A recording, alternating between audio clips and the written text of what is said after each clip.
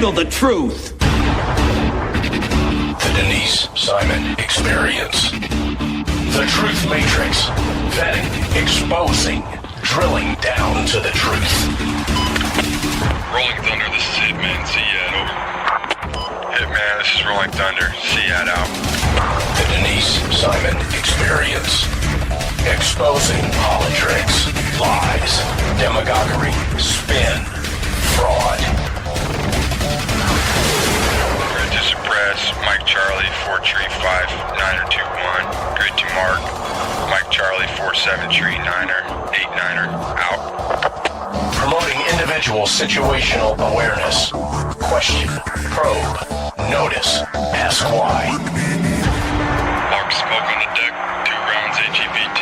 Gas TOT 5-3. And now, the Denise Simon Experience. Hey there, ladies and gentlemen. Welcome to the Denise Simon Experience. We have a little thing that happened last week that nobody paid any attention to. I think it got about 14 seconds of media attention because we have so many other scandals we want to talk about. Scandals.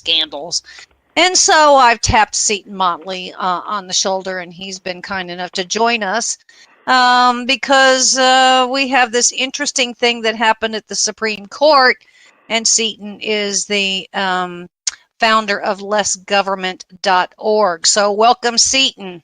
Thank you very much. How are you? Not too bad, except that we're right back to having taxation again without representation, aren't we? Yeah, unfortunately we are. This is a big power grab by the Supreme Court pretending to be legislators again. As, by the way, Chief Justice John Roberts said in his dissent, he said, we've just fundamentally transformed e-commerce in this country. That's a job for Congress, not us. What's happened is right now when you pay sales tax, you go into a store in, a county in Utah. You pay the county sales tax if there is one. You pay the state sales tax if there is one. You pay the city sales tax if there is one. And that's it. The impetus is on the purchaser, the seller. The purchaser. Now, what the Supreme Court has just done is say the impetus is now on the seller. And the problem is with the internet, the seller could be anywhere in the country. Indeed. Pardon me?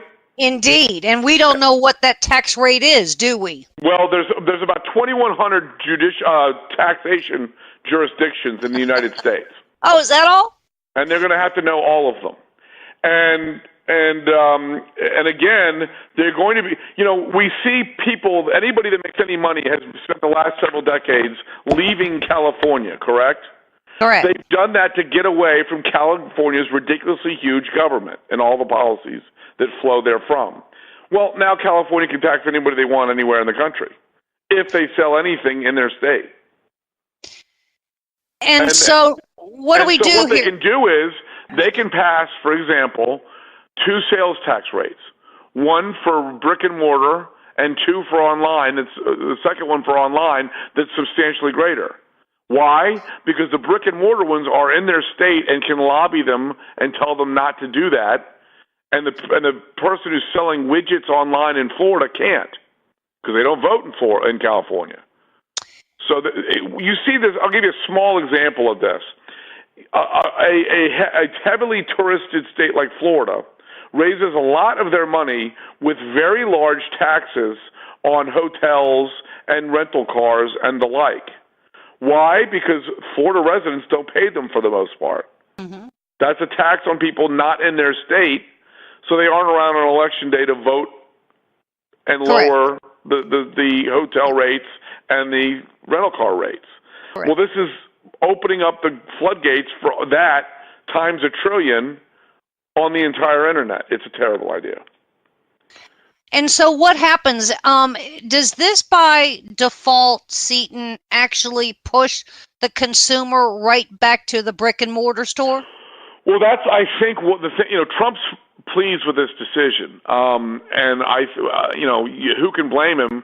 he's the one that sold all the brick and mortar stores their brick and mortar, or at least the land upon which they built their brick and mortar. I mean, he's a real estate guy. Mm-hmm. I understand his thinking on this, but moving past the fact that this should be Congress's job, not the court.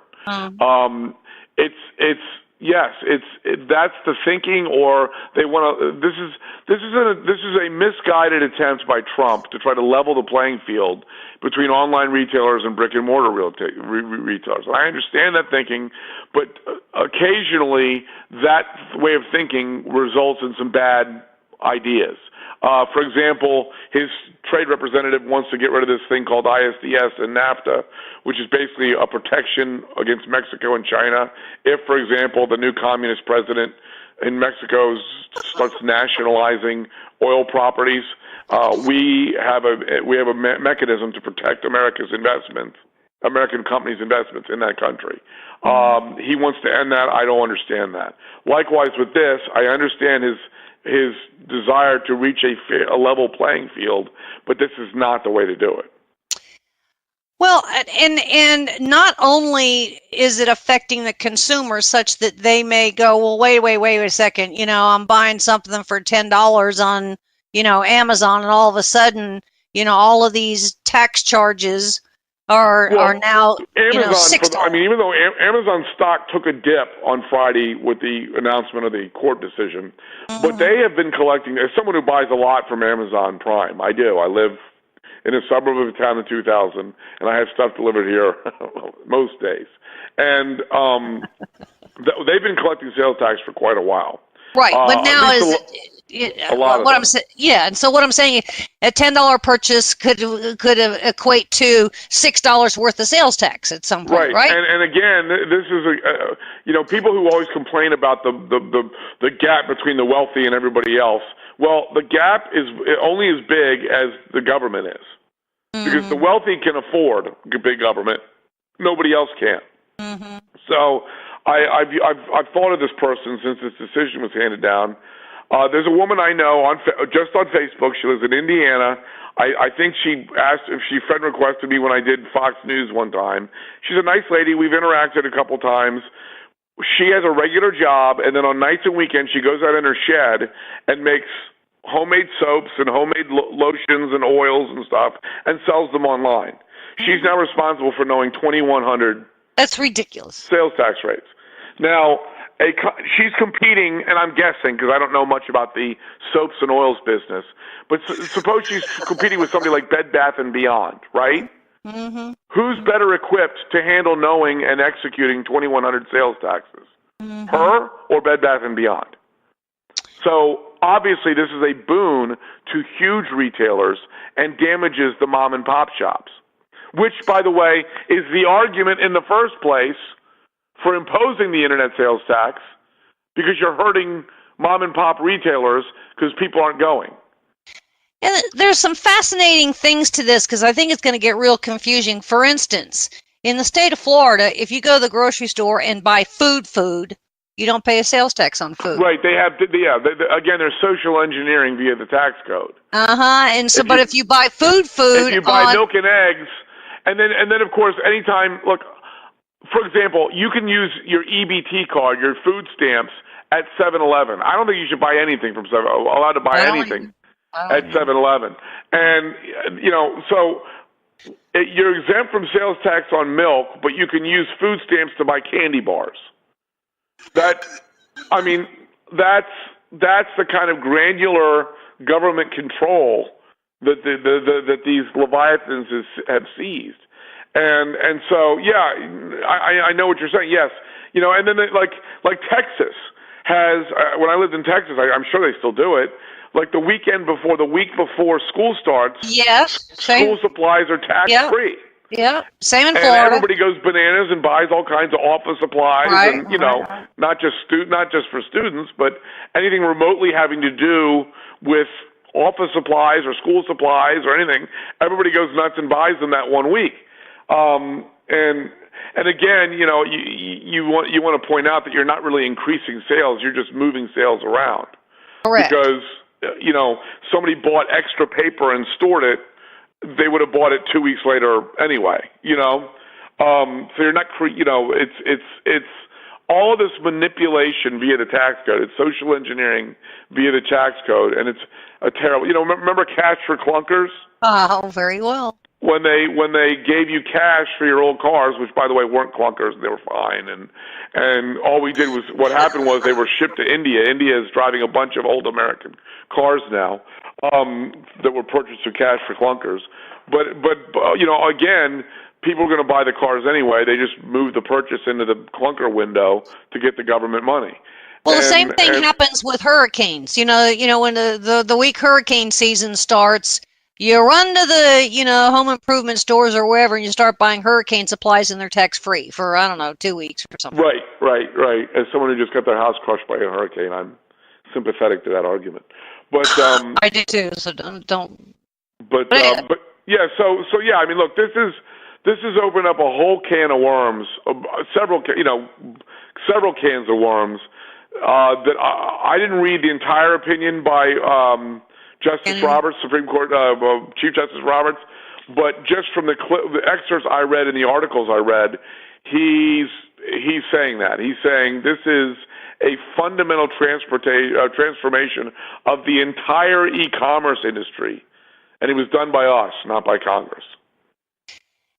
And there's really no necessarily appeal, is there? I mean, is this left up to the states or what?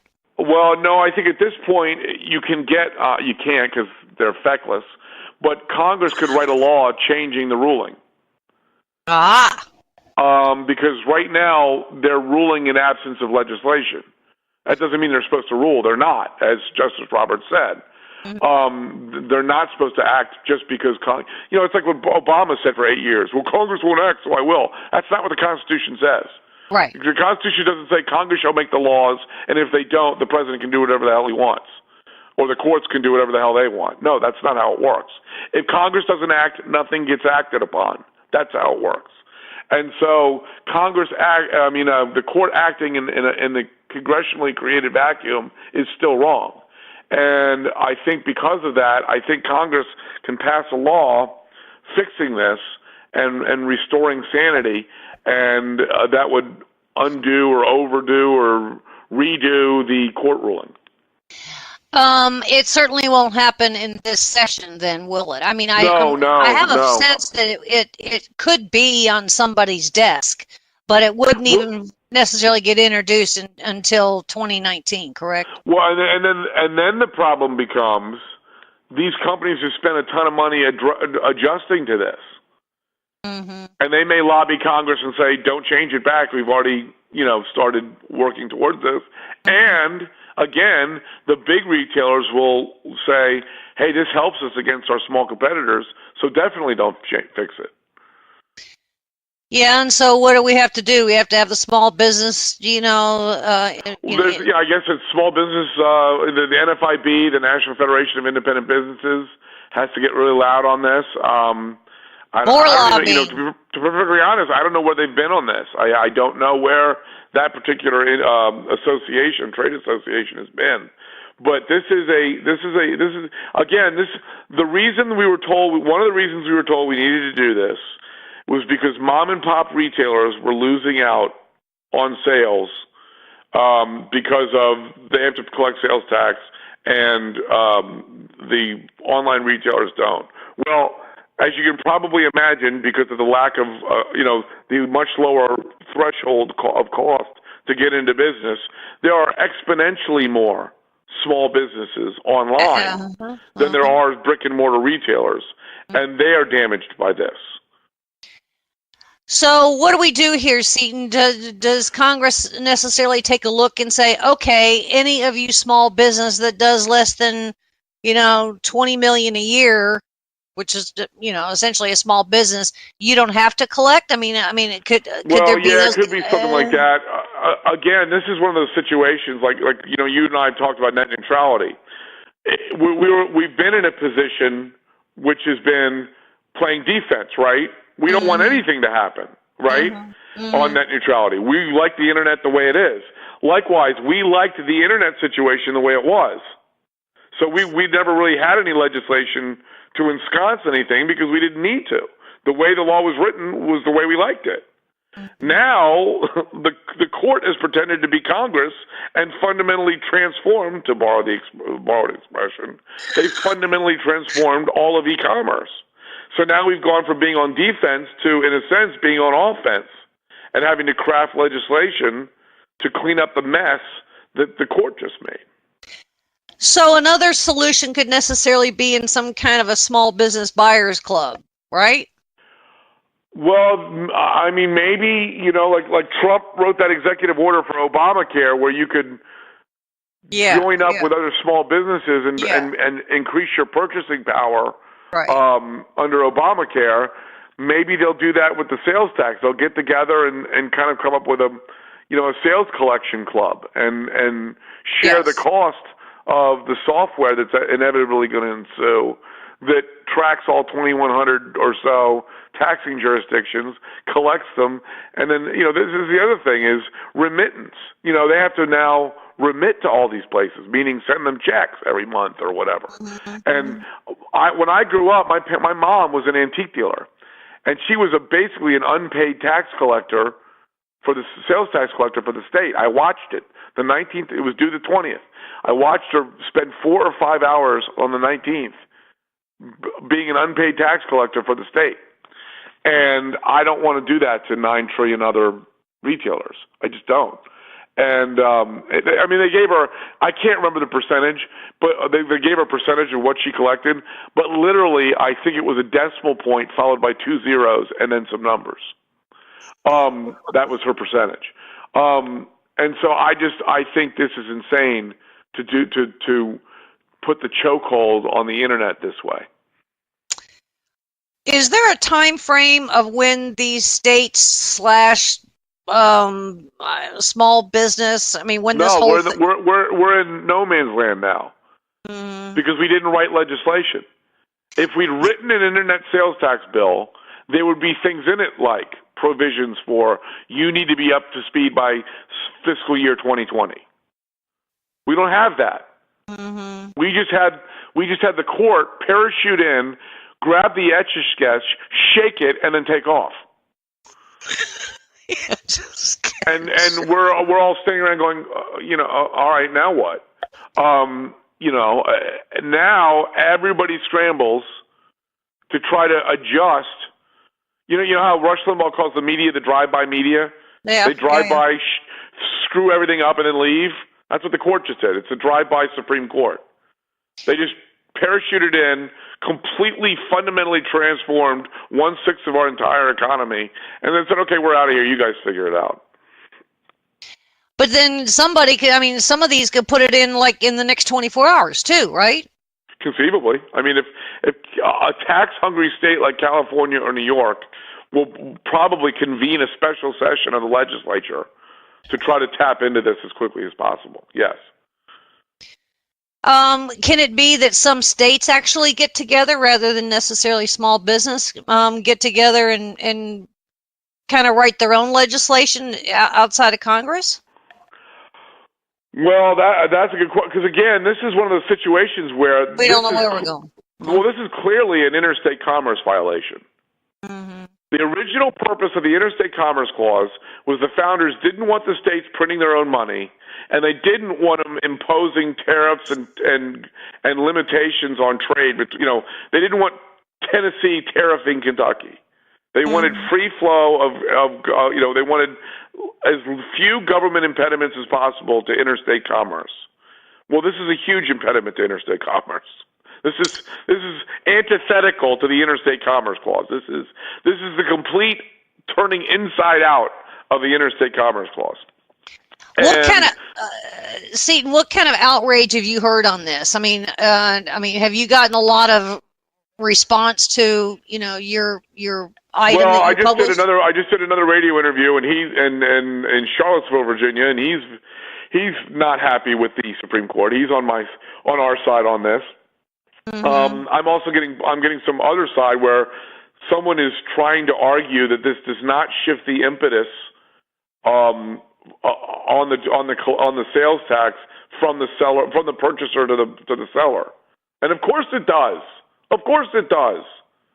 Because when I go into a brick and mortar store, I pay the local sales tax. I do. Correct. Now, the seller is responsible to cover the buyer, even if the buyer isn't anywhere near me. Correct. Even if the government that wants the money is nowhere near me. How you can argue that does not shift the impetus from the purchaser to the buyer floors me. And I'm doing radio interviews and trying to argue with this person on a comment thread on the piece, and I finally just said, look, I'm on the phone. You're wrong. This is America. You're free to be as wrong as you want to be, but you're wrong. And I just had to leave it at that because the phone keeps ringing.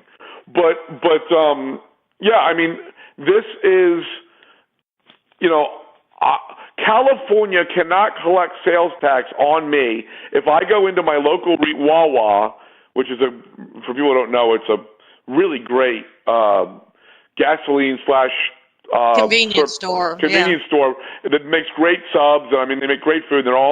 It's almost Chick-fil-A-esque in the quality of the staff they have when you go in there. And if I go into my Dunkirk, Maryland Wawa, I'm not responsible to pay, and neither are they responsible to pay California sales tax. Now they are, if they sell something on. Here's another question. Wawa has an app, and you can buy a Wawa gift card and pre-order your food on the app. Correct. A lot of them are McDonald's does it. A lot of people do it. Yes. Here's the question. If the server goes through California, meaning the internet server, the app, can they charge sales tax on my app purchase? Where I pre-order my sandwich and go and pick it up? There's a question for you. Yeah, it is. I can't answer it. You wrote this article. You need to fix it. Well, that didn't occur to me until just now, but that particular wrinkle. But yeah, this is once you let governments in general tax non-representatives, non-representative companies, people, whatever, that's a problem. 2, with the World Wide Web, how on earth can you, look, I think a third or 1/4 of the entire country's internet traffic goes through this one giant server farm in a town called it's either Sterling. I think it's Sterling, Virginia. Loudon or Sterling. Yes, Virginia. Yes. It's I can't remember what town it's in. My buddies, my best friends in college, all live out there, and they're twin brothers. But anyway, 1/4 of the traffic goes through there. Does that mean Virginia can tax 1/4 of every internet sales purchase? Well, you bring up some fascinating things. I think Justice Kennedy actually wrote the opinion on this one, with Roberts doing the dissent opinion. Yes, ladies and gentlemen, travel on over to lessgovernment.org and see what Seton's really got to say here about all this. Because again, it got like 4 seconds of media time because we had to devote more time to Melania for her jacket. Yeah, or that's far more important. Stormy Daniels or something. But thanks, Seton. As a friend of mine said, she went down to the border because I don't think she understands what missionary work actually means. Ladies and gentlemen, we'll be back, so stay with us.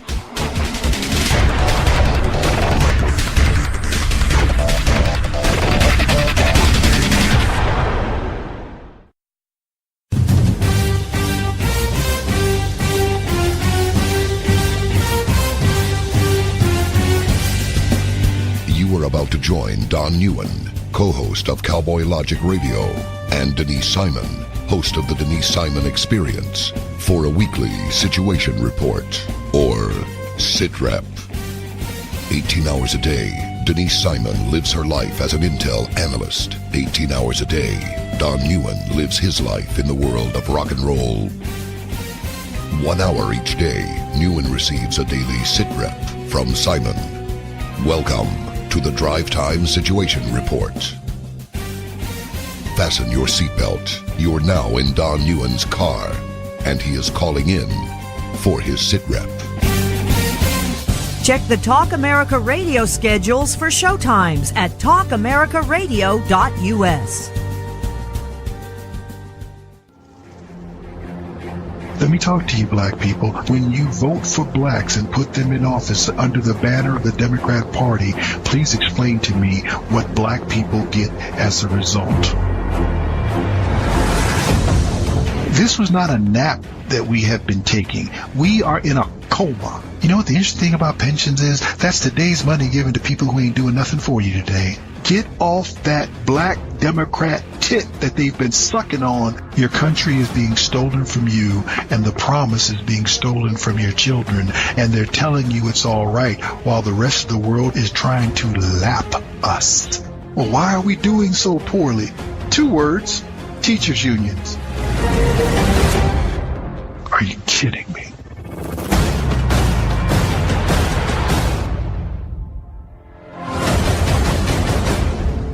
Black Man Thinking, Monday nights, 9 p.m.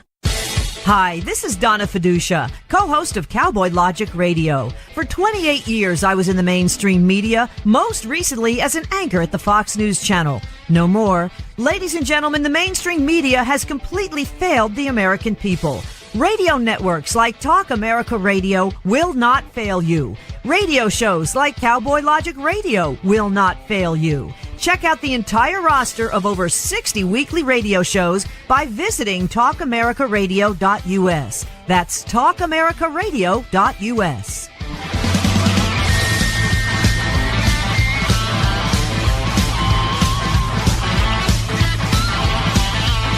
TalkAmericaRadio.us.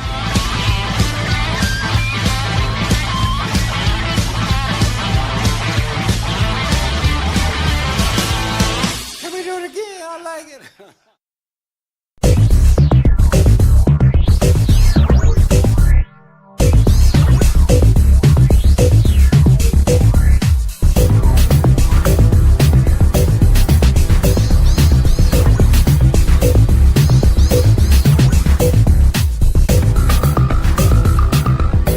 Thanks, ladies and gentlemen, for staying with us here on the Denise Simon Experience.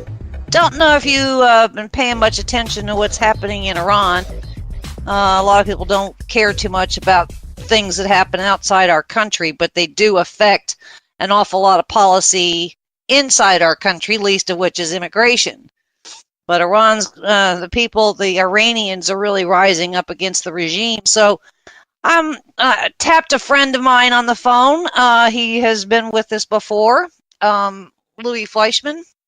And Louis is a very big contributor to the Center for Security Policy. He's been known to do a few other podcasts on similar subjects. So, Louis, thanks for being with us here on the Denise Simon Experience. Denise, it is a pleasure to be here with you this morning. Thank you. Interesting times we have going on over here in, I guess, worldwide. I mean, between Russia, Iran, and China and North Korea, things are just all over the place. But there are some pretty nasty things that are happening over there in Iran right now. The regime has even said that they would assassinate or hang all of these protesters. And they're arresting them left and right. I mean, these people are starving, aren't they?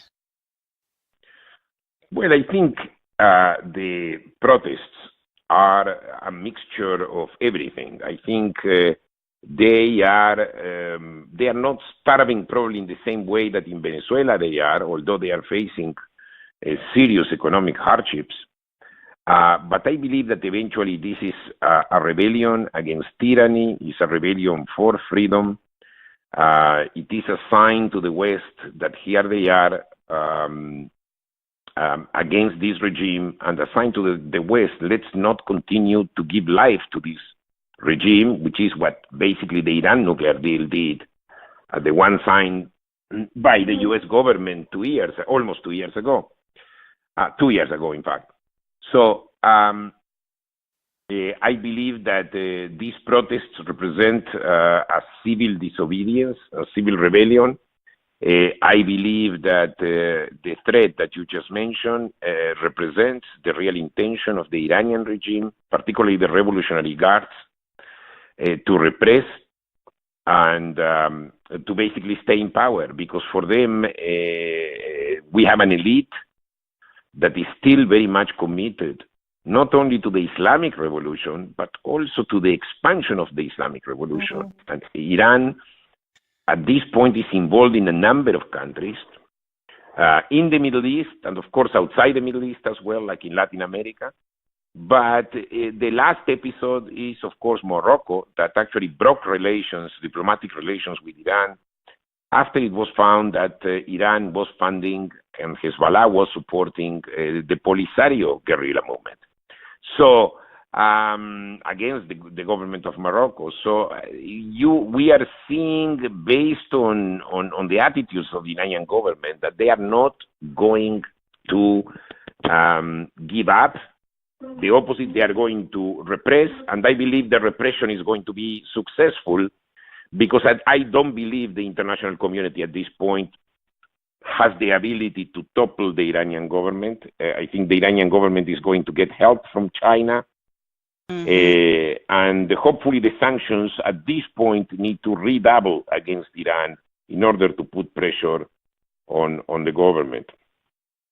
You know, Iran's got some financial issues, interestingly enough, and so it seems, and it's hard to tell because of the lack of reporting, but it's hard to kind of put the pieces together. It almost looks as though Iran is weaning themselves out of Syria, and they still have a major win after this last election and foothold in Lebanon. So, I mean, those two countries are one and the same, regardless of what anybody necessarily says. And I think when it comes to Venezuela, China already stepped in with into Venezuela with the first rights on all the oil. So there weren't a lot of those deals between Caracas and Tehran have kind of fallen apart. It's going to be a slow, methodical, I think, downfall to Iran. Would you agree with that? Well, yeah, I would say yes. I mean, based on what we are seeing in terms of the way, once Donald Trump decided to withdraw from the Iran deal, what we have seen was an Iranian reaction that was pretty negative. It's not that they say, well, now we are going to move to our nuclear deal and we will continue, thank God. They were pretty much, they showed tremendous dependence on the sanctions relief.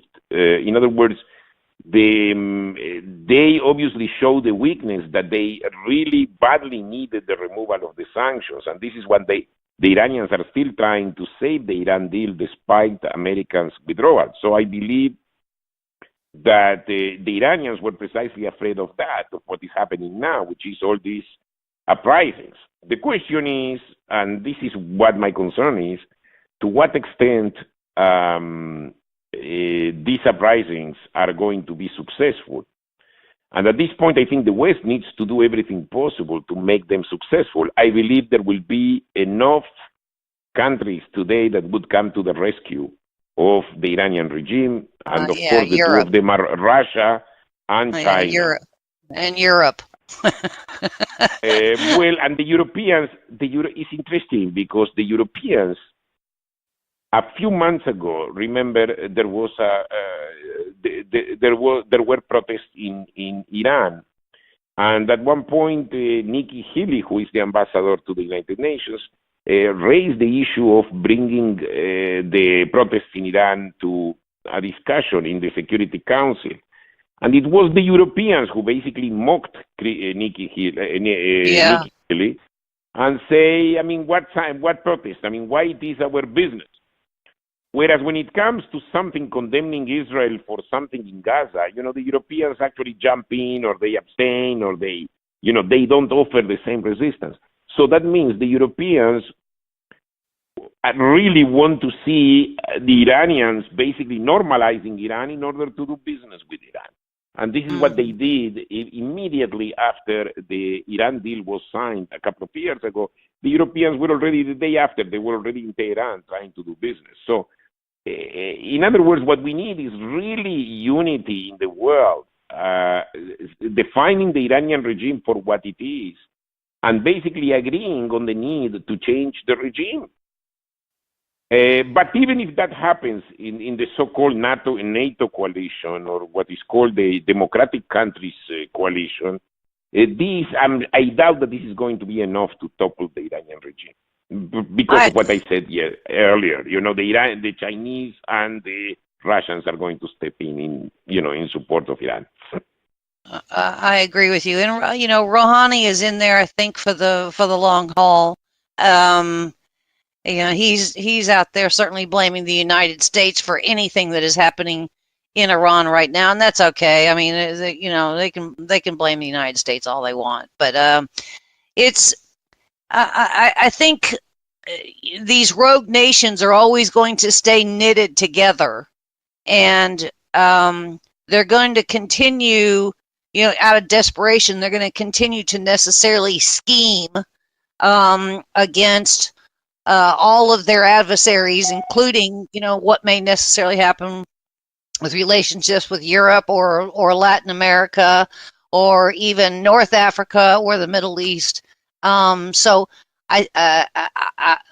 we have to be clearly on the lookout for what kind of agreements and plans that these rogue nations can necessarily do together, right?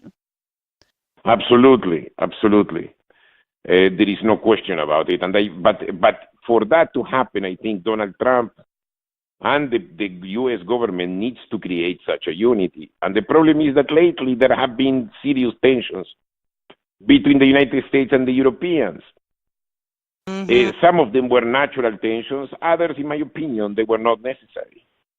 And yes. I believe that it's important, in such a dangerous world, which is something that apparently the president has acknowledged, we cannot alienate our allies, and that includes also Europe. I think in the case of the Europeans, we need to ask them not only to be in good terms with them, but even demand from them even more. Politically, the Europeans have not been in the same line with the United States, and I brought the example of Iran. The Europeans don't think that Iran is that bad. All they want is to normalize Iran in order to do business. That's not really strategic thinking. That's not really being a political ally.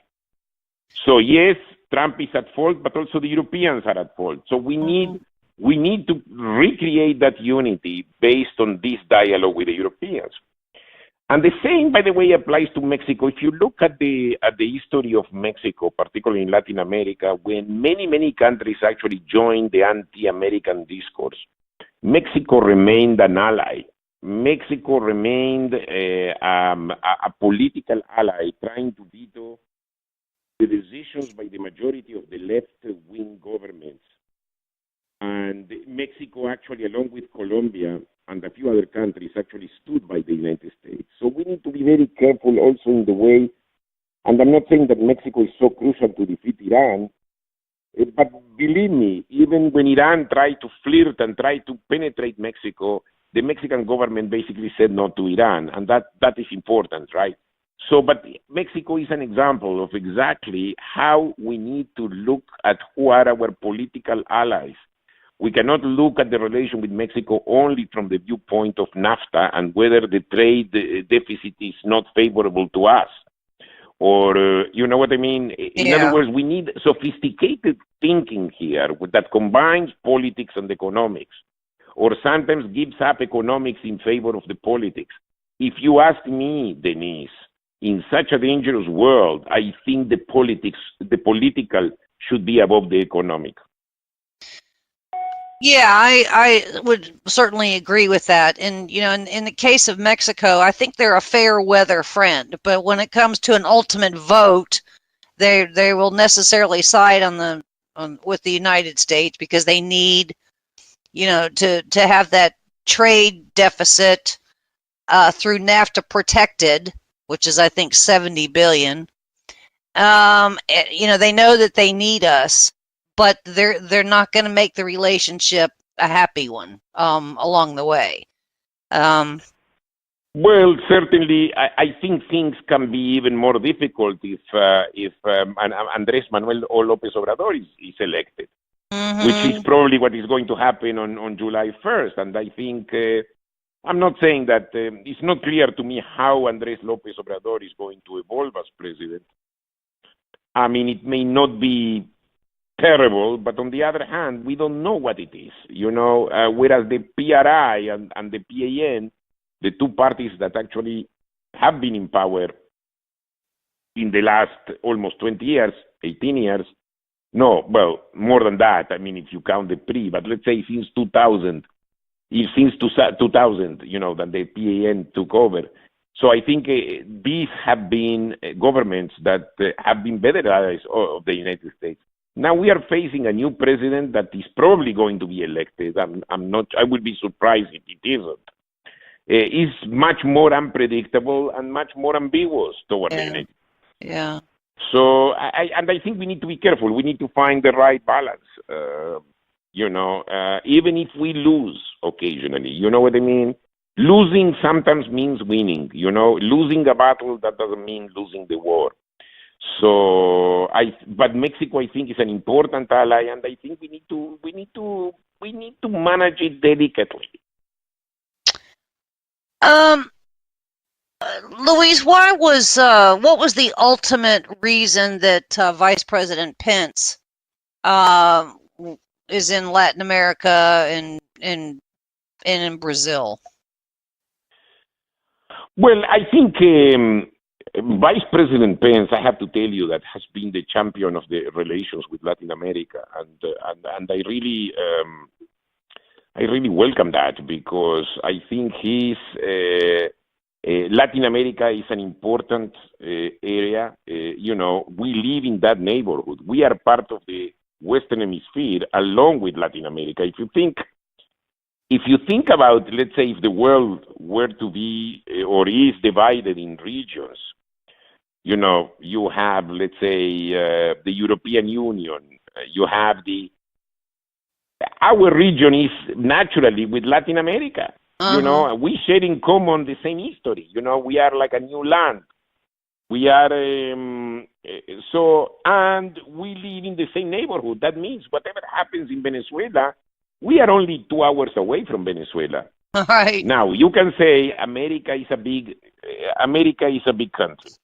In other words, whatever happens in Venezuela or whatever happens in our region is not going to affect us because we are strong and we are powerful, blah, blah, everything you want.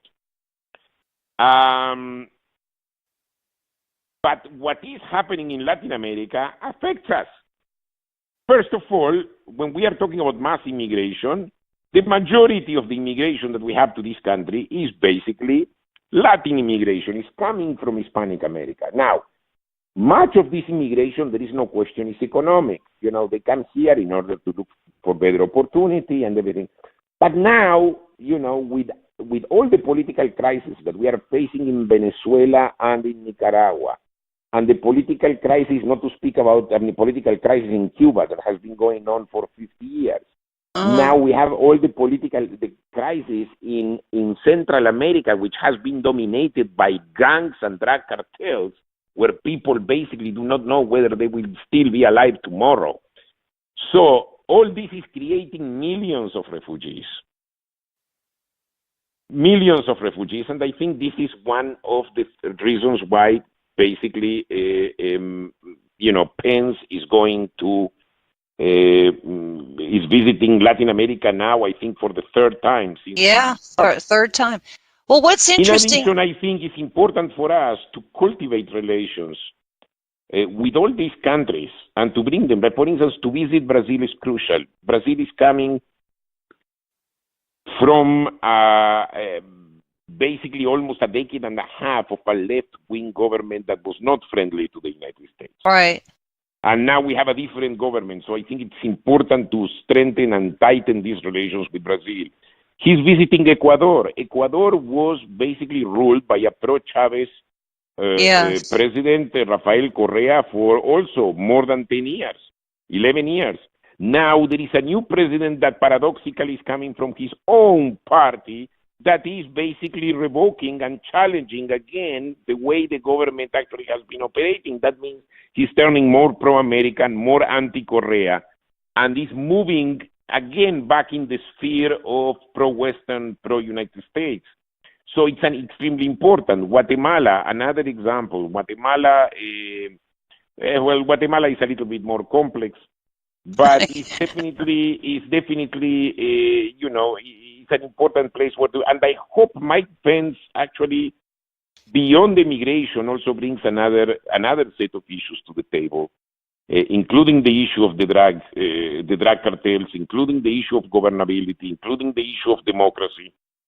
But frankly, I do not know whether Mike Pence at this point is bringing anything to the table beyond the issue of migration. Now he's visiting Brazil. In Brazil, at this point, we don't have a problem of migration, but Brazil is an extremely important ally to have in Latin America. Well, he's there's some kind of talk that the United States is having with Brazil, which I think Mike Pence is the connective tissue there, on a commercial rocket launch site in Brazil, Alcantara, and this is part of perhaps some kind of a tactic that the United States may be using Brazil for as part of the National Space Council, because you know we're kind of going in. You know, we're doing a space force now. So maybe that's the hook. You think there could be some truth to that, Louis? Well, I think it could. There is no question with Brazil also there have been problems of patents, what is called patent thieves and other kind of things. But I believe that visiting Brazil is important, and I think Brazil, remember, they almost went independent and in the anti-American sphere when Lula da Silva was in power, when Dilma Rousseff was in power. I believe that at this point, if you ask me, the United States needs to expand the Western unity by expanding into Latin America. Now, the question is whether this is what Donald Trump has in mind. You know, and this is what I meant before when we talk about Western unity. When I talk about Western unity, I talk about trying to get together all the democratic nations, all the nations that believe in Western values, in the values of liberty, of freedom. I'm not sure Trump is doing that, but I hope that Pence, in his own way, is doing that. Yeah, that Pence is carrying that, yeah. You know what I mean? I think that this is the important, and I think Latin America is a huge continent that, in my opinion, we need to cultivate much more than we have cultivated it so far. Well, it's been ignored for a long time, and as a consequence, there's been a lot of crazy things that have happened in Latin America with consequence, because, I mean, obviously we have an immigrant-migrant issue. You know, Venezuela's sent what, over a million people into Colombia. Is that right? It's 1 million people in Colombia. You probably have right now at least 300,000 Venezuelans in Miami, or at least in the United States. You are having also Venezuelans all over Latin America. I just came from Latin America, and I can tell you that you see Venezuelans all over. And last year I visited Spain, and I saw Venezuelans in Spain. So wow. It's a huge refugee crisis, which, by the way, is not the only one. Yeah. I think it's a huge refugee crisis in Latin America. It's a huge refugee crisis in the Arab world. And I think the best, I mean, I cannot think of a better strategy than a good foreign policy that continues to promote democracy and stability. You know, in other words, we cannot relate to the world and to, let's say, a crisis such as the refugee crisis by only looking at ourselves. Yes, agreed. You know, we need to address it as a world crisis, and how the United States and its allies can solve this problem by basically making sure that these people can live in their own countries in more or less peace. So it's a huge challenge. That's an understatement, Louis. I mean, there are probably as many people displaced today from their home country as there was in World War II. Well, to tell you the truth, I am afraid, yes, I am afraid that this is probably the major refugee crisis since World War II. Yeah. Unless I'm wrong with my information.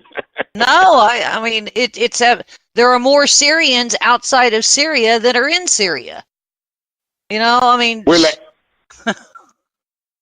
this is a real tragedy, and our government has chosen to ignore that. And I'm not talking only about Donald Trump. I'm talking about Barack Obama. Yeah. First, that actually he chose to look the other way around. But you know what? The problems of the world are our problems too. Our problems are not only those who actually take place between the Pacific and the Atlantic and from Canada to Mexico. In other words, we are not living in isolation, particularly when the United States is always a target for a mass refugee crisis. Always. People want to come to America, and America has always been relatively generous with refugees. Not always, because in World War II, I mean, there were serious restrictions. But still, I mean, for Venezuelans, even if they don't speak English, the first choice is always the United States. And not only for Venezuelans, for many others. So yes, we need to step in what is going on in the world. We need to step in, Denise. Well, I would say, Louis, because of the last 8 or 9 years in this State Department, I'm not even sure what they were all doing over there, but it is in the first year of the Trump administration under Tillerson. I'm not convinced that it's going to be an easy task at all for Mike Pompeo over at State to kind of get things back to a single, piece of paper that says this is the agenda, and you ambassadors, and of course we're still missing a pile of ambassadors. This is where we need to be. I mean, because this State Department has got a bat cleanup from the last 8 or 9 years. What a remarkable, Herculean task that is. Correct?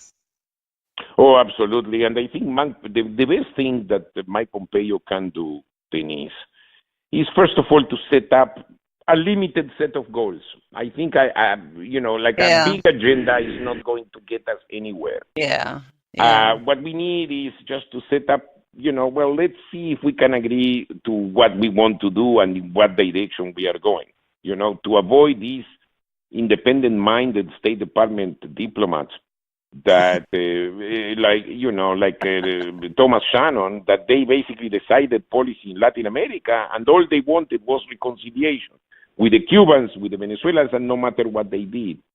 So Pompeo is an intelligent person, and if he sets up at least clear guidelines in the beginning of what kind of policy he's pursuing and what he expects from the diplomats and from the State Department staff, I think that is a good beginning, Well, I want to thank you, Louis, for being with us on the Denise Simon Experience.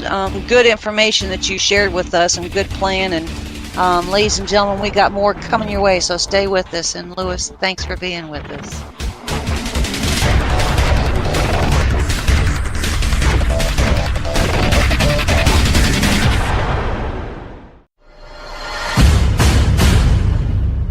You can't handle the truth.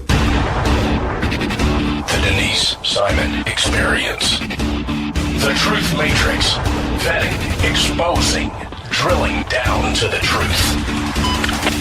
Rolling Thunder, this is Hitman. Seat over. Hitman, this is Rolling Thunder. Seat out.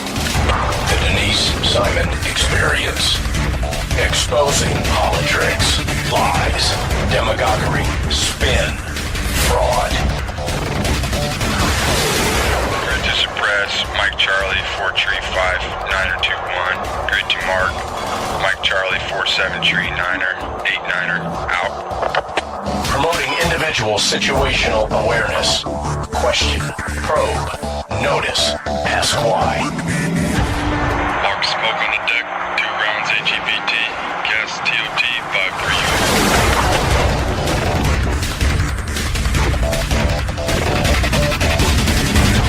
And now, the Denise Simon Experience. Thanks, ladies and gentlemen, for hanging with us here on the Denise Simon Experience. You know, when you want to talk about things that are going on in Washington, there's nobody better than Rachel Bovard, who is over there at the Conservative Partnership Institute. This woman is just a little trailblazer going up and down hallways and inside offices and having meetings. So when it comes to immigration, yippee! Rachel has been kind enough to join us here on the Denise Simon Experience. Thanks, Rachel. Thanks again for having me. Fascinating things going on in Washington, but certainly the one that we had some hope for in some regards, but immigration is not going to have any kind of traction in Washington, D.C., good, bad, or indifferent. So we have this immigration bill in the House that has gone down to defeat. And I would say that's actually a good thing. Would you start there? Would you say? Yeah, this was again the Paul Ryan consensus bill, but unfortunately, it wasn't really making consensus with anyone. It was just giving giving amnesty to nearly 2 million people in exchange for, not that much border security, and the border security it did have were just had a lot of loopholes in it. So I do think it's very good that this bill went down. And I don't know where the House goes after this, but I think the defeat of the Ryan bill is good for people who prioritize border security and national sovereignty. Well, I guess we can argue about, what Paul Ryan's necessarily trying to do, but it was also Trump who said that he was cool with, essentially giving amnesty to 1.8 million, right? That's according to his tweets today. Yeah, he was going to be okay with that. But however, he made this offer in the beginning of the year, and he said, "Look, I will concede some amnesty if you give me 4 pillars." And those 4 pillars were building the wall, ending the diversity visa program, ending chain migration, and some other issues. And he didn't really get all of those in this Ryan bill. So I think overall, it's probably positive for everybody that this bill didn't pass. I think the vote was probably more symbolic than anything, because it was having things put in, put out, amended here and amended there, and quite frankly, I don't like the Good Lot bill either. Do you? So of the two, it was probably the more preferable option, but again, it also contained some amnesty, if you consider amnesty being, work status for the 700,000 DACA recipients. That bill was defeated last week. Actually got more votes, I think, than Republican leadership was expecting it to. They had refused to whip that bill and said it didn't have conference-wide support. But, I think the Republican conference, as we've seen, is very, very divided on this issue. And so you almost have 2 different parties within the same party on what to do about illegal immigration. All right, let me ask you this. I was part of a discussion with a lawyer out in California who was running for Senate at one point against Kamala Harris. Good guy. Tom Del Beccaro, who wrote the book Divided Era. He argues that when it comes to immigration, that we necessarily have to take these things piece by piece by piece. In other words, talk about chain migration and have a single standalone bill for chain migration, then have a single standalone bill for DACA, then have one for. It sounds good in theory, but the House or Congress doesn't work that way, do they?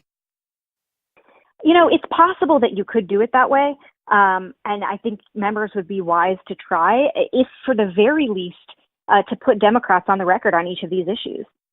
It would be great to have standalone votes on every one of these. We'd have a great record to say, look who stands where. Who are the Republicans who support ending chain migration? Who aren't? Who are the Democrats and who aren't? That would be great. In my view, votes are never bad. Votes are, whether they win or lose, votes are always good because they put people on the record. I absolutely piece. But, in theory, you'd almost have to take, a standalone, like, a bill on chain migration I mean, you can put it out there by itself. I think, it would have just as much headwind as any other immigration bill. But then could you take that and bundle it into, throw it into some other, omnibus bill or something and have it passed that way? That's always an option. I don't think, I think you'd have the same outcome in the sense a lot of Republicans and Democrats wouldn't support doing that. And, as conservatives, as a conservative, I've also come out opposed to doing that, not passing things in giant bills, but I'm sure there will be a push to do that. God. I mean, the tactics, it's be careful what you don't like because you may end up doing it anyway. Yes, right. All right, so what's particularly interesting about DACA is there are several of them. You can kind of keep, reapplying or re-upping your timetable to be covered under DACA. And some are not even doing that, and others are not even applying at all. So I think there's two things that are stopping all of this immigration thing, and one is the funding for the wall, which is like huge, and the other is DACA. Would that be right? Is a priority? I think that's right. DACA needs to be addressed, right? We have these kind of kids who were brought here when they were very young. We need to address what to do with them. So that's a pressing issue. And then you also do have the border wall that President Trump ran on and wants, a lot. And you also have Republicans who ran on border security who now don't want to support it. So I think all of these create this big sort of mess in DC and among the Republican Party in terms of how to move forward. Rachel, are we at a situation where we don't, the votes are kind of quasi-symbolic, I would say, until after the midterms? So there's I definitely think that's going to how it will be now. Yeah. Although I will just a new wrench that's being thrown into the mix is just a few minutes ago, Anthony Kennedy announced his retirement from the Supreme Court. Yeah. So that's going to complicate matters.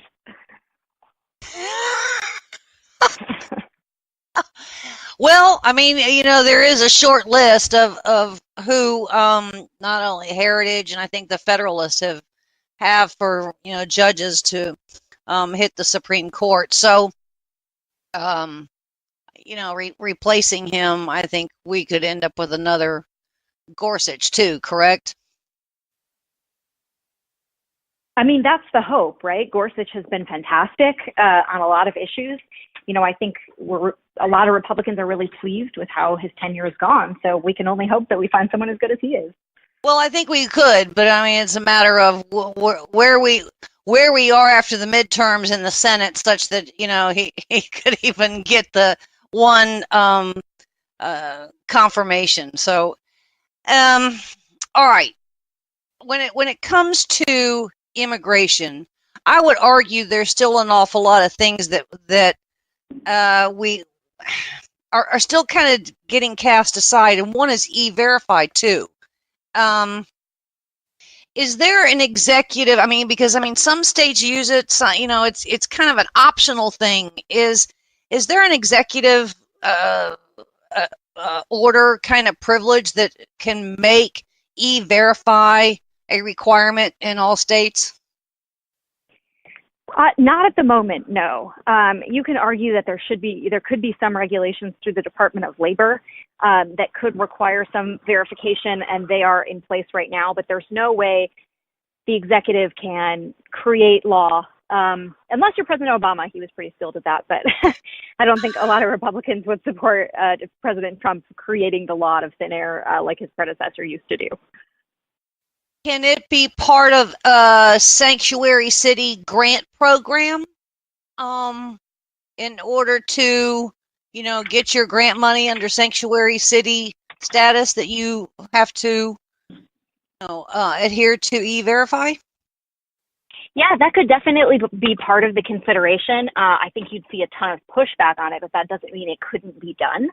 And that may be something the Department of Justice is considering. I think it's an open question. They're trying to figure out how to deal with these sanctuary city grants as we speak.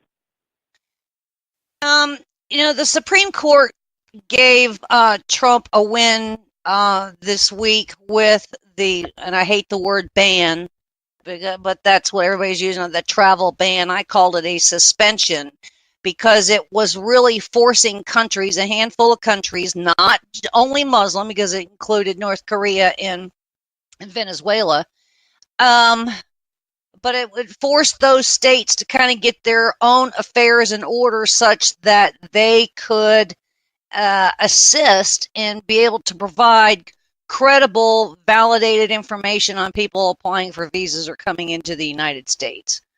And so, obviously, there's always going to still be that gap, but it gave the United States now with that decision, the ability to just say no. You can't come in because, we don't know who you are, so forth and so on. And yet, I would argue nobody has gone over to the State Department and said, hey, as far as immigration goes, because we have, I would say, just as many visa overstays. We don't even know what that number is because no one talks about it. Such that through the State Department and the embassy and diplomatic posts, you got one thing going on, but when these visa overstays happen, then it goes back over to DHS. So we really have that whole component too I haven't heard anybody discuss when it comes to immigration bills. Have you? I haven't, and I think that kind of goes to, how complicated this issue is and how, it's been boiled down into this shirts on skins rhetoric at all times. But there really are so many layers to this issue because our immigration enforcement system is so just antiquated and not up to par, and it needs to be reformed specifically so we can deal with issues like this. It's such a thicket of complex regulations and jurisdictions that no wonder, we actually, I think to some extent, incentivize illegal immigration by making our legal system so terrible. So all of this needs to be addressed, but unfortunately, we still have this incredibly polarizing rhetoric, coming from the left, even with the SCOTUS decision yesterday, Rep. Keith Ellison, who is the head of, the Democrat fundraising apparatus, tweeted out that this is a total and complete Muslim ban, which is factually inaccurate. But until we see that rhetoric change, it's going to be very, very hard to make any sort of movement on this issue. Yeah, I mean, you can still, have him get right in his face and go, well, here's the text and you're wrong, and he doesn't care. They're going to still hold that argument. I mean, trying to debate people like Keith Ellison, you might as well just bang your head against the wall. Also true. Now, I guess part of what I'm getting at in some of these piece parts to immigration, we have a component of law, but we also have a component of regulation. Or I would say, as part of law, these other things have to happen. And in other words, you almost are adding stipulations to law. And so if you take a standing immigration law, where we're operating on now, and you go, okay, these things need to happen and these things need to happen, you're not really creating a new law. You're just stipulating things inside the law that would work in the favor of controlling and managing immigration. Is that even remotely possible, Rachel? Yeah, I do think the agencies definitely have legal authority to do more than they're doing. But, I think one of the things that hamstrings them is what you're seeing now. For instance, all of the family separation at the border is a result of actually fully enforcing the law. It's saying, okay, all illegal crossers will be prosecuted. Just like whenever anyone else commits a crime, they're separated from their families to be processed and tried. However, you saw what happened. The country erupted. And so I think it's difficult for the agencies to maneuver in this space because the public outcry, people are so focused on not enforcing the law or demanding or, calling the law, demagoguing the law and making Holocaust metaphors for it, that I think it's very hard for these agencies to actually implement these things successfully. All right. So what are we hearing? I think there are 9 locations within Mexico where people, even if they're from Guatemala or Honduras or whatever, and they end up in Mexico before they come to the United States, not only did they have, locations in their home countries where they could go apply for asylum or refugee status or visa status, whatever it is, but once they were in Mexico, they could do the same thing at any of our 9 locations there or with Mexico themselves, and that didn't happen. So are we putting enough pressure on Mexico at all when it comes to immigration? I definitely think we could be putting more pressure. I do think it's a situation where the Mexican state is in such turmoil that any kind of dialogue with them is necessarily stunted. I do think it's a point that needs to be made to illegal crossers, however, that, the best way to seek asylum status is to actually do it through legal channels. You won't be separated from your family that way, and your claim will be processed a lot faster. But unfortunately, that's not the message that's getting through. Instead, we have people crossing illegally and then claiming asylum once they get here, and that's what's slowing a lot of this down. So if we deport Mexicans back to Mexico, for illegally crossing, what do? Do we dump them off at the border, essentially, or do we just take them back to a Mexican embassy or a diplomatic post and go, here, this is where you're supposed to be. Stay here until you do it right? I do think we send them across the border to some extent. We're not so concerned with getting them back to where they came from. We put them back into Mexican territory. I'm not sure of the details of our exact policy, but my understanding is that's how it works. Health and Human Services is really responsible for these people after 72 hours and finding, places for them and whatnot. And yet we don't hear anybody from Health and Human Services on the Refugee Resettlement Office weighing in on any of this either. That's a whole nother component that's completely ignored, correct? Because there are millions and millions and millions of dollars floating through that Office of Refugee Settlement that nobody is challenging. Why not? HHS has actually run out of money to deal with some of these cases. So keep in mind that the agencies can only spend a certain amount, on specific issues. That's how Congress allocates the money. And they've actually blown through the allotment that they have for beds to house a lot of these children, and they are responsible for this, and then they have to place them in foster care under the law. That's the law, not HHS discretion. And they've actually run out of resources, which is why you're seeing a lot of these changing executive orders from the administration as they try to deal with the resource question. Well, that's a significant little detail here that they're, forced into some other kind of thing because we're completely out of money, which means the money that HHS or Office of Resettlement pays to the Catholic, charities or to the Methodist charities or to, some of these other non-government organizations, they're going to stop doing what it is that they do because they're not being paid anymore, right? What a disaster that is.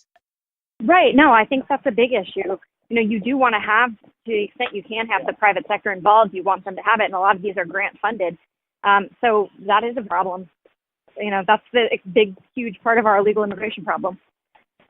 Yeah, and that's why I think the whole country imploded this past week, because we have to have them in detention. We don't have any place to put them. What a mess. The more longer I talk to you, the worse it gets. Stop it, Rachel. All right, ladies and gentlemen, I told you that Rachel Bovard was a trailblazer.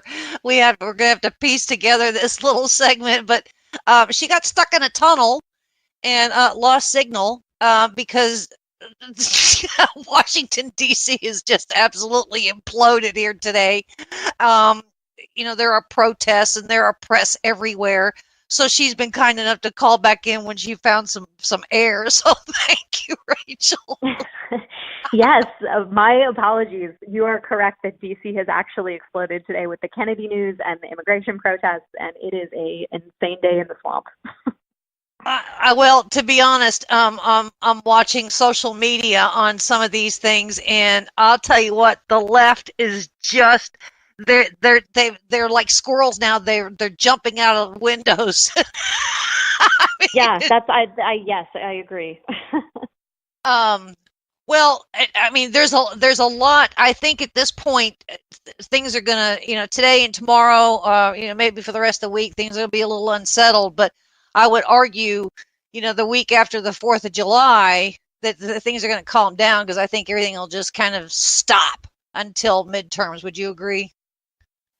No, I think that's absolutely right. I think we're seeing the last substantive gasp from the Congress in terms of what they're going to do this term until leading up to the midterms, and then it looks like we're going to, everything is going to be subsumed, I think, by the Supreme Court fight, particularly in the Senate, and I think that's going to really dominate the agenda. If we thought it couldn't get any crazier, it's about to. So that's saying something. Well, the midterms have consequences because, there's the short list of all these people that are out there to replace Kennedy in his retirement. And if we don't hold the Senate, some of those confirmations, whatever confirmation hearing it is on whoever the nominee is going to be, I would say is going to be very tough. Would you? I think that's right. But I, do think that this is going to be an issue that gets a lot of Republican base voters out in the midterms. So I think there'll be some interesting dynamics at work. Recall in the Senate, the Democrats went nuclear initially, and then the Republicans followed suit. So we only have a 51 vote threshold to confirm Supreme Court justices in the Senate, which is significant. Ooh, baby! I'm so glad that you join us here on the Denise Simon Experience, so we can see what all the little machinations are and how crazy things are with the protests. The protests are going on all the time, but I would imagine you're going to have a nice long weekend, I think, just to kind of just get away and breathe and think about some of this without all this external influence. But Rachel, you're really kind to call back in and talk about where we are with immigration and where we are with Justice Kennedy and kind of going forward. We appreciate the fact that, you're running up and down hallways and going through all the nonsense that's there. So, we out here in the world don't get to see all the stupidness that goes on. And some of the stupidness is good stupidness. But, Rachel, thank you. And I'm so pleased that you called back in. Yeah, no, my pleasure. And hopefully next time we talk, it won't be as insane. It's just the flavor of the week, I'll tell you that much. Indeed it is. All right, ladies and gentlemen, thanks for staying with us. And thank you to Rachel. And we got more coming your way.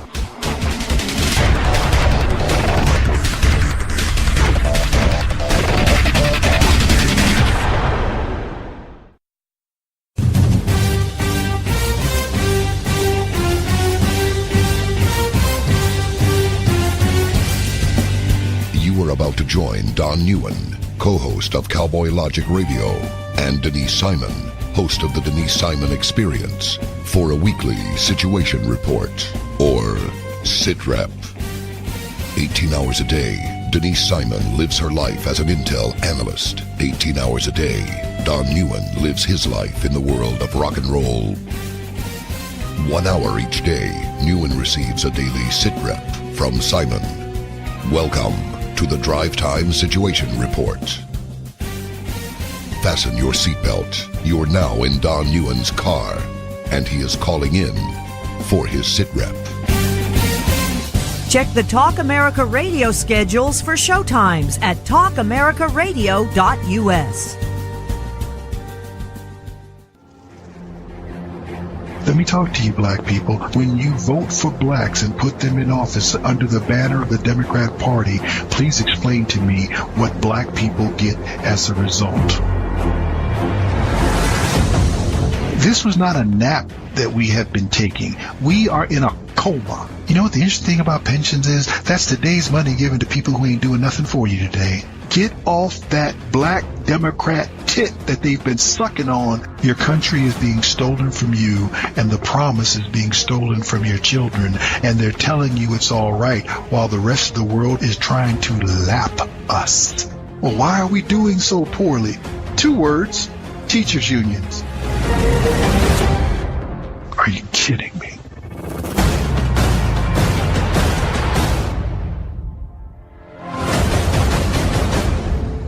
Black Man Thinking, Monday nights, 9 p.m.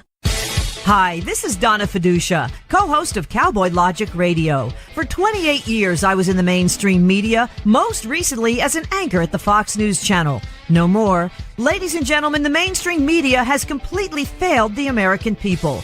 Radio networks like Talk America Radio will not fail you. Radio shows like Cowboy Logic Radio will not fail you. Check out the entire roster of over 60 weekly radio shows by visiting talkamericaradio.us. That's talkamericaradio.us.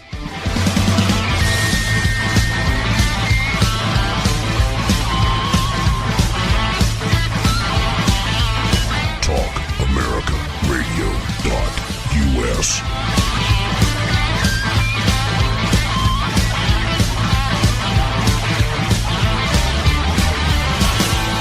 Can we do it again? I like it.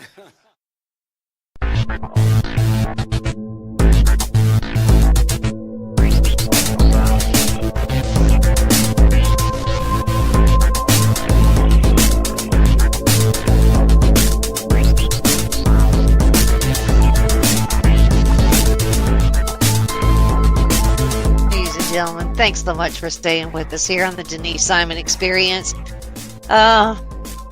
We might as well kind of continue with the discussion when it comes to immigration, and I'm proud to have with us Matt Soerens. Matt Soerens, along with Jenny Yang, has co-written a book titled "Welcome the Stranger," and it is really, I guess, what the truth and the compassion and the kind of justice component of the whole immigration debate. So the book, Welcoming the Stranger, will be in the bookshelves and online availability on July the 3rd. So congratulations, Matt, and welcome to the Denise Simon Experience. Yeah, thank you for having me, Denise. Now, you have an interesting position, and that is that you are, I hope I get this right, and if I don't, you need to kind of correct me. You are the U.S. training specialist for World Relief. Is that right? Yeah, so a big part of my job, our mission statement at World Relief, is to empower local churches to serve the most vulnerable, and we do that all over the world. But in the U.S., we've really focused in on how do we help serve refugees and other immigrants. So my job is to make sure that we stay focused on that church part of our mission, to make sure that we're working with local churches and answering the questions that they may have so that they can minister to people who in many cases are very vulnerable. Now, what is the relationship between what you do and the federal government? So World Relief serves a pretty significant number of immigrants.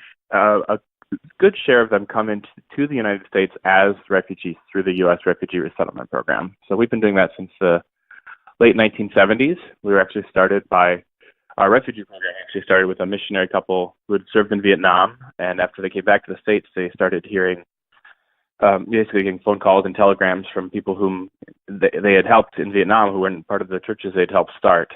And, you know, they were fleeing after the fall of Saigon. And they basically said, is there anything you can do? So this missionary couple, Evelyn and Grady Mangum, reached out to the State Department and said, can we help bring some of these people to the United States?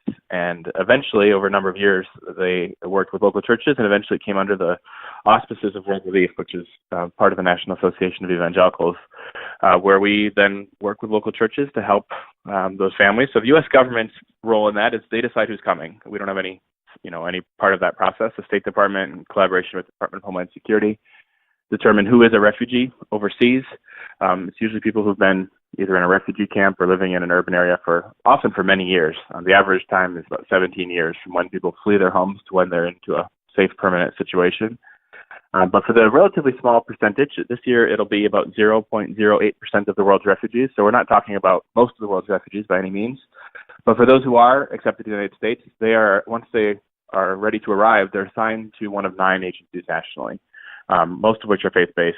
World Relief is one of those 9, and we then determine, we could put them in this community around the U.S., and there's a team from a church that might be able to help welcome them. We get an apartment set up to them, and we try to just walk them through the first at least several months of their new life in the United States. We want to help them integrate into the community as best we can.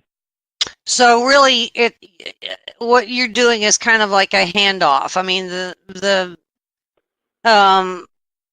State Department, through embassies and diplomatic operations, refugee operations that we have, treaties and agreements, certainly with world organizations, United Nations, they make those determinations, but the handoff is kind of to you and other like organizations to deal with these people once they get here, correct? That's right. So our role in this, I mean, we do work with some refugees overseas as well, but that's not connected to resettlement necessarily. So those who are resettled, our role really starts once they reach the airport, and maybe a few weeks before, as we get notice that they'll be coming, and we start looking for an apartment and collecting furniture and that sort of thing.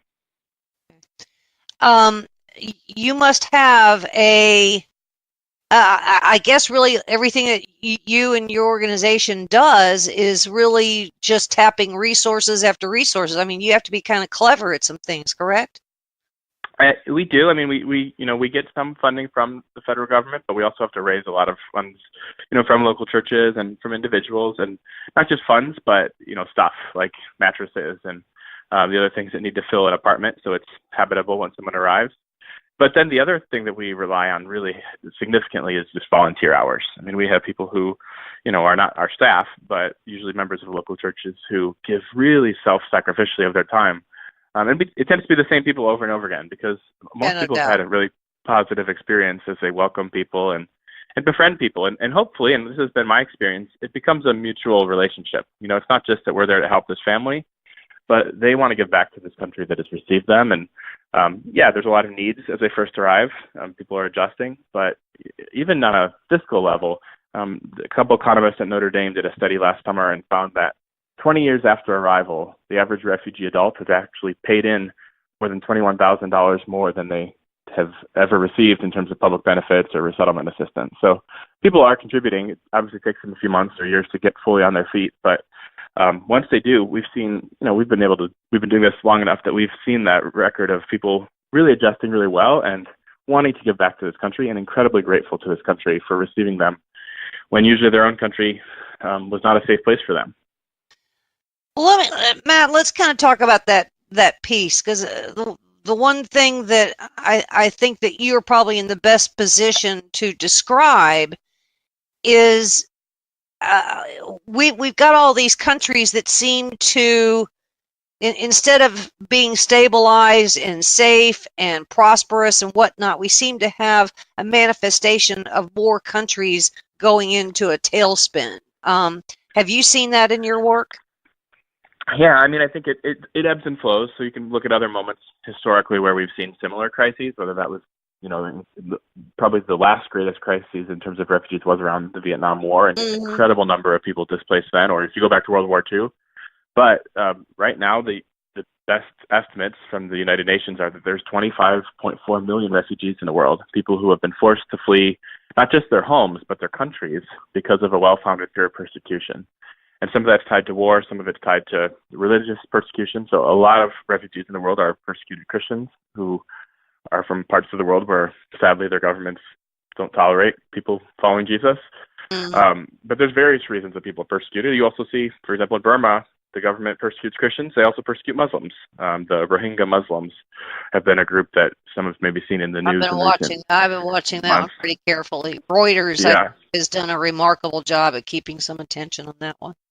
Yeah, it's really heartbreaking. And, I had actually a next-door neighbor, because it's gotten worse recently, but it's been happening for years. I had a next-door neighbor who was a Rohingya Muslim who was resettled into the apartment complex where I was living for a number of years. And it's a really dear family. And, I think that's, whether it's happening more, I think there's some evidence that we do see more crises happening. And what that often means is people waiting longer for a long-term solution. And most of them would love to go home. And sometimes that's possible.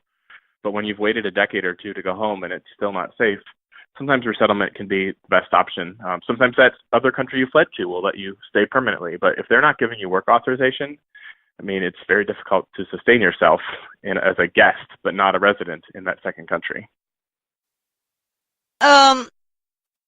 All right. In your work, Matt, are there other countries that are, I guess, as benevolent and generous as the United States when it comes to refugees? Yeah, I mean, I think the U.S. has historically been the number one country of origin in terms of taking resettled refugees. So that doesn't take into account, for example, Germany has taken a lot more people who claim to be refugees, but they showed up in their country. They didn't necessarily have a full choice in that, whereas the U.S. has proactively resettled historically the most of any country. Although actually this year, probably Canada will outpace us. They'll take in at least 30,000 refugees, and the U.S. has actually significantly cut the number of refugees allowed to come in the last few years. We're on track in 2018. We're halfway through the year. It'll probably be about 22,000 based on the numbers so far. So actually this will be probably the first year in history that Canada has taken more refugees than the United States. And that's been true on a per capita basis for a number of years because they obviously have a smaller population up there in Canada. Countries like Sweden or Australia also do quite a bit on a per capita basis. And then if you look at like European countries, except for maybe in Scandinavia, most of them don't do a lot of refugee resettlement, but they do have a lot higher number of asylum seekers. So people not that different than the Central Americans who show up at the U.S.-Mexico border, who weren't selected as refugees abroad, but basically find their own way to their borders and make that claim that they have a well-founded fear of persecution. And those numbers are not just in Europe, but I mean, if you look at Turkey, they've got millions of Syrian refugees. Jordan, 800,000 perhaps, Lebanon, 1 million. And I mean, we're literally in Lebanon at this point, more than 1 in 4 individuals is a Syrian refugee. So that is, I mean, we don't have anything like that scale in the United States. So looking at this, I mean, we see this crisis through the eyes of the media and what were necessarily reported. And of course that could have a lot of bent or twist to it, but you're seeing it through very different eyes. You're seeing it kind of for what it really is in your work, right? Yeah, I mean, I live in a neighborhood where most of my neighbors are immigrants of one sort or another. Before here, I lived in an apartment complex with 25 different countries of origins, and most of them were settled as refugees. So it's a very personal issue for me, and for us at World Relief, we get to know these families really well as we serve them, as we connect them to local churches. And the other part of it that we don't usually hear in the media, but that we're trying to lift up, is to challenge people who share our Christian faith to think about this from that perspective. And that's one of the goals of the book as well, is to say, there's Republican Party talking points on this and Democratic Party talking points, but for those of us who consider ourselves Christians, the first lens we should think about this through is through the lens of our faith. And the Bible has a lot to say on this topic as well. And so that is really the spirit of the message of your book, welcoming the stranger, right, Matt? Yeah. And we spend a lot of time looking at what the Bible says that might inform how we think about it. And then looking at the facts as well, because facts are important and history is important. We're a country that has a long history of welcoming refugees and other immigrants. But I think so. Those are some of the themes we look at, and some of the very typical and understandable concerns that people have as well around the economics or safety and security or crime or just cultural integration. So I think we want to really address those questions head on and acknowledge that this is a complex issue that we may not all agree on the right policy solutions. But I think the easier question. In your realm, you're not in policy. You're just dealing with the cause of and the effects of policy. So yeah, I mean, you're not to blame. I think I have opinions about policy because it impacts the people I serve, but that's not our primary focus. Our primary focus is really on empowering churches to serve the people who are arriving.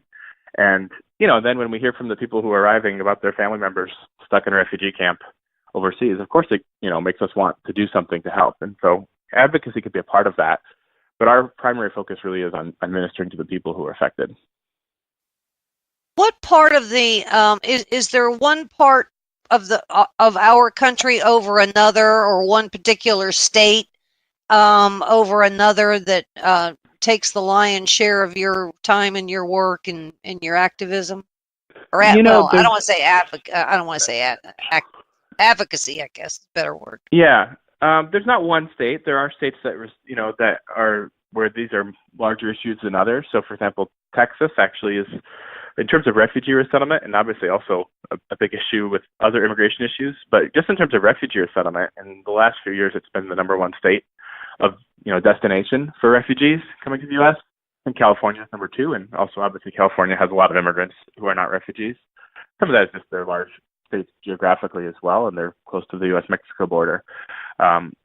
But we do work all over the country, and we have an office up in Jacksonville, in Florida, and that's obviously a state with a lot of refugee and immigration issues.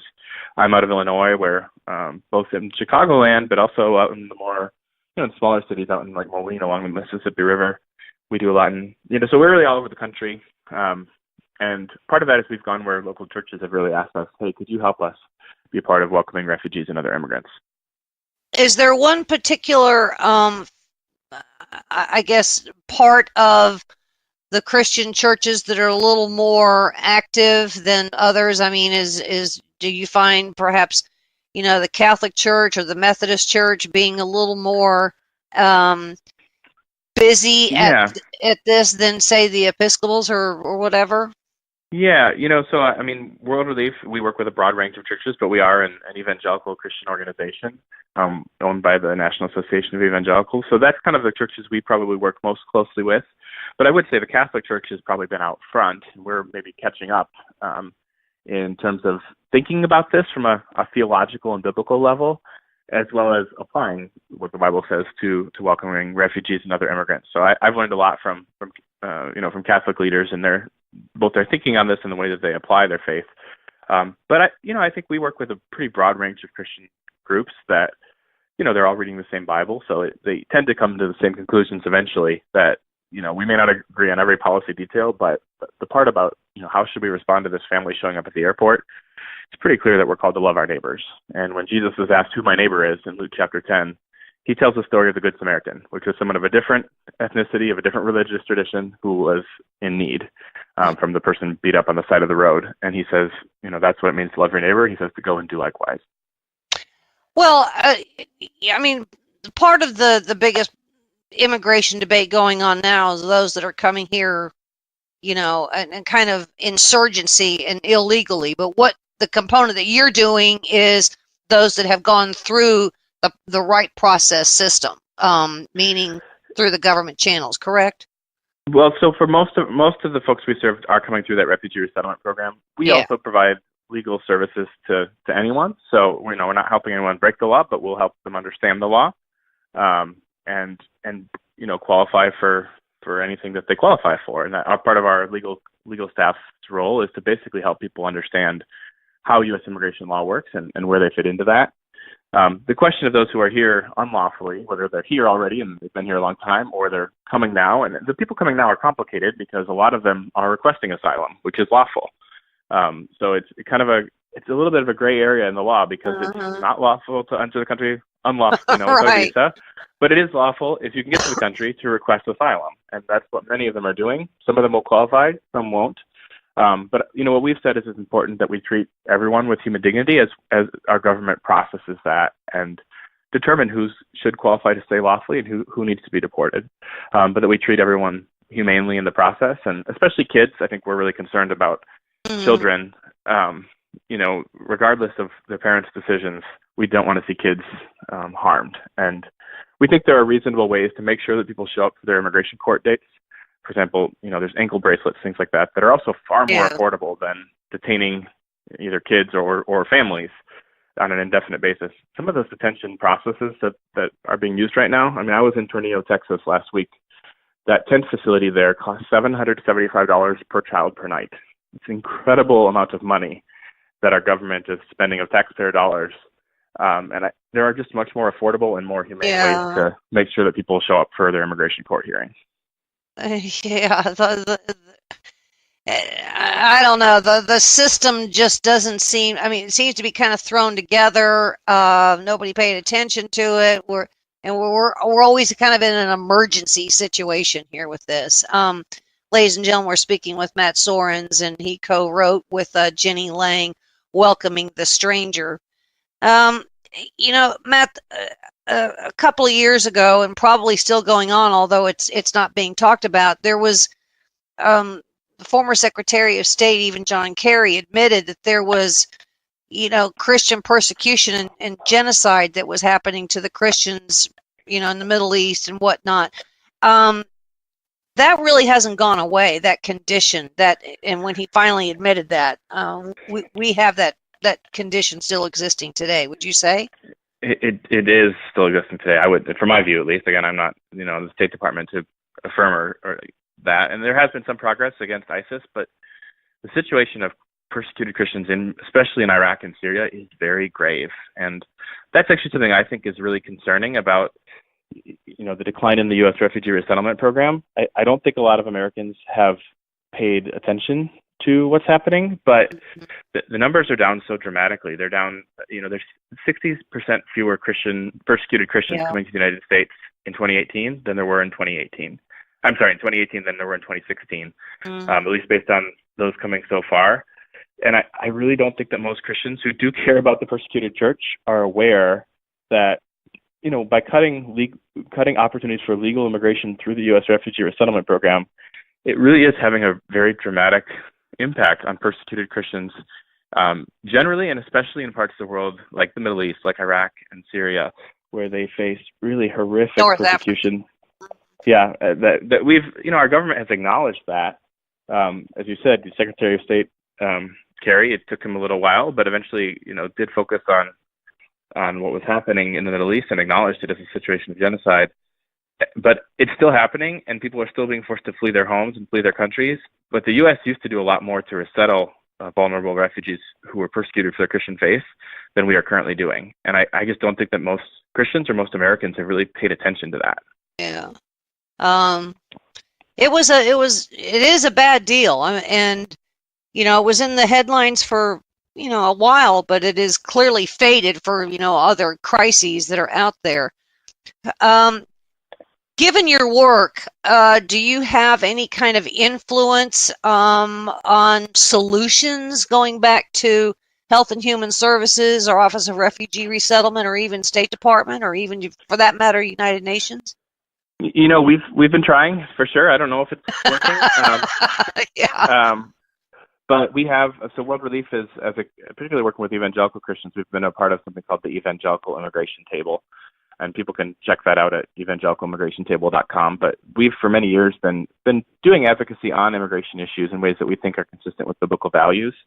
And so, for example, with the situation of refugee resettlement, we've spoken into that and expressed some concerns that the numbers are down so far. Again, going back to, especially for persecuted Christians, over the past decade, it's been an average of 6,000 Middle Eastern Christian refugees who've been welcomed to the United States each year. This year, over the past 6 months, it's been 21.